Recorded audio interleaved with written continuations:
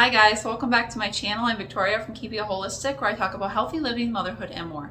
And today I'm going to be talking about milling your own grain. So I have my grain mill here, and I'm going to be showing you kind of how it works, why you'll want to mill your own grain, how to store the flour, what to look for when you're buying a grain mill, just everything that you need to know when milling grain. And this is kind of a beginner's guide, but I'll go a little bit more in depth. I'll be giving you lots of information here.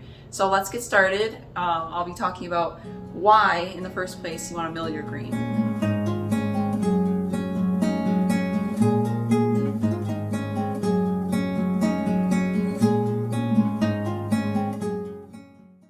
So if you're thinking about milling grain, or maybe you're just like wondering why people mill their grain, the first reason is that it enhances the flavor. So it's going to make it a nice, fresh, more beautiful flavor that you'll want in your bread, especially if you make bread a lot. That's really desirable. The other thing is that it decreases the chance of the flour being rancid. So what happens when flour sits on the shelf is that it can go rancid after sitting there for a while, but when you're milling flour, it'll just be fresh and ready to go. You don't have to worry about it being rancid.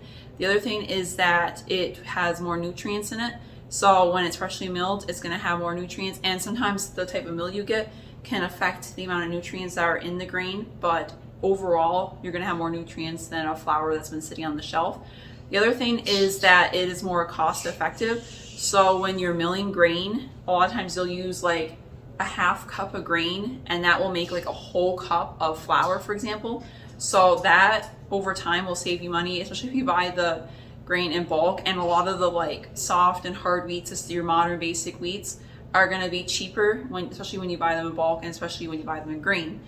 And then the other thing about milling your own grain is that I personally find that it makes my sourdough starter. So if you are a sourdough bread person, you will know that if you have freshly milled flour, it's going to make your sourdough starter more active. And that is good because you want it to be active, because that's going to make your breads rise. You need that yeast, that natural yeast. So next I'm going to get into like a shopping guide, like what you might want to look for when you're shopping for a mill.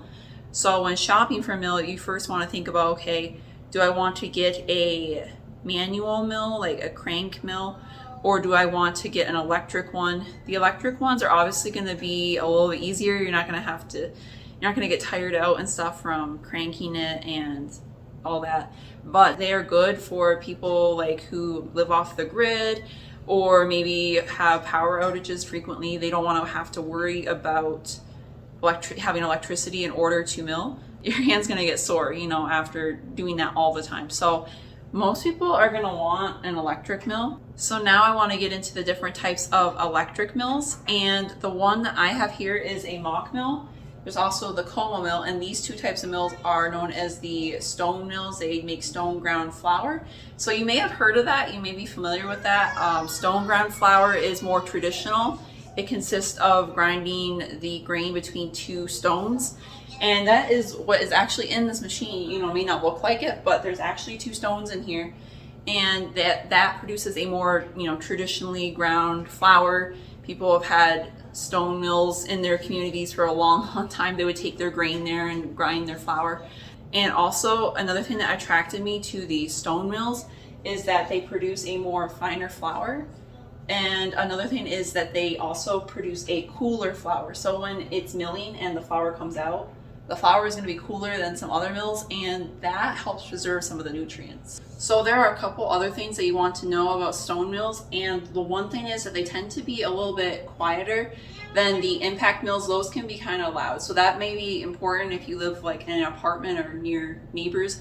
And then another thing is that they grind a wider variety of textures, so you can get like all the way to a fine flour or a cracked wheat. There's a larger variety than some of the others that just do like flour, different variations of flour. So that's kind of cool. But the negative thing about stone mills is that they don't handle wet and oily materials well. You shouldn't be putting those into stone mills. So keep that in mind. You have to keep in mind what materials you're going to be using when shopping for a grain mill. Another category of mills are the impact mills, and examples of these are the Wonder Mill and the Nutrimill. And if I can get a picture of this, I'll put it on the screen. But the inside of the mill has these, like this ring of steel fins. And what happens is when the grain hits that area, the grain bursts. So instead of being like round between two like plates, it just like explodes. So that's the difference.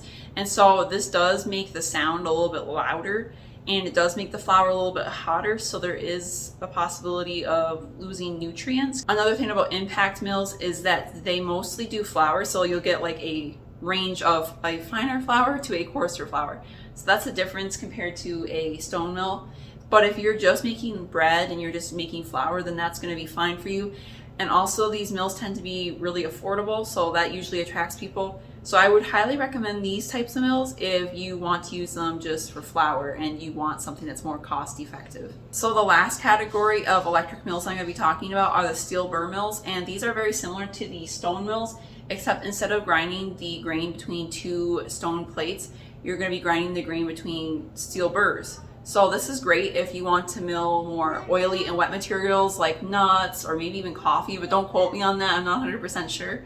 But if you're going to be milling those types of materials, that is the mill that you want to get. And another nice thing about these mills is, like the stone mills, they're also quieter and they grind a variety of textures. So that is something to keep in mind when shopping for mills.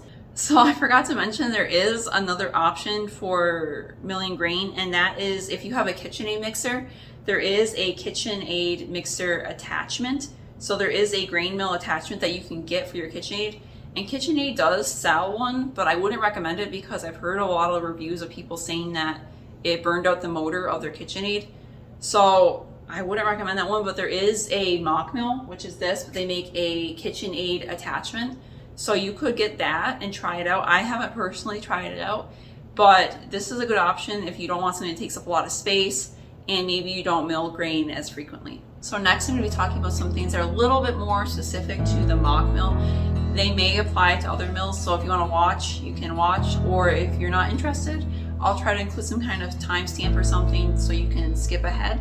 But first I'm going to be talking about calibrating the Mockmill. So when you first get it, they put these like transport locking devices inside of the grain mill to help not move the plates around so much when it's being transported, when it's being shipped. Or if you're moving or something like that, it gets bumped, you may want to just recheck the calibration. It's pretty easy to do, and I'll show you how to do it here. So basically the first thing that you want to do is you want to loosen this little thing over here. Press the tabs on the back of the grain mill and lift up the hopper, then turn the grain mill on and turn the gray disc clockwise until you hear the stones touching. Then you'll want to turn the gray disc counterclockwise a quarter of a turn and you shouldn't hear the stones touching anymore. Then turn the slot where you insert the lever back to the middle of the left side of the machine. Then replace the hopper, then screw the lever back in. So now we have our Mockmill all calibrated. Now I'm going to be milling some flour, and it's actually really easy. So whenever I need to mill anything, all I have to do is just pull this out of the pantry, put my grain in, and it comes out. And make sure you have a bowl here, otherwise it's going to go all over. If you have like a bigger bowl, what you can do is put books underneath your grain mill, and then that will prop it up a little bit higher so it'll work with a bigger bowl.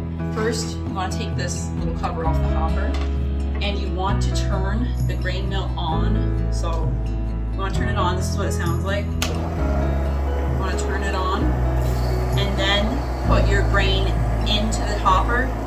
Let it fully mill before turning it off. So that's really important. Don't put your grain into the hopper and then turn it on, or stop it partway through. Let it fully mill everything.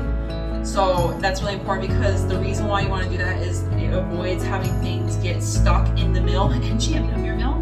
If you need a cup of flour, make sure you pour in a half cup of grain, because when it mills it, it's going to make twice the amount. So I've never had this happen to me, but I know some people may be wondering this. What happens when your mill gets jammed up? If that does happen, there is a quick way to fix it. To unjam your machine, move your lever over to 10 and loosen. Then move back to 1 and tighten again. Then move back to 10 and loosen again, and you may have to do this a few times until your machine becomes unjammed.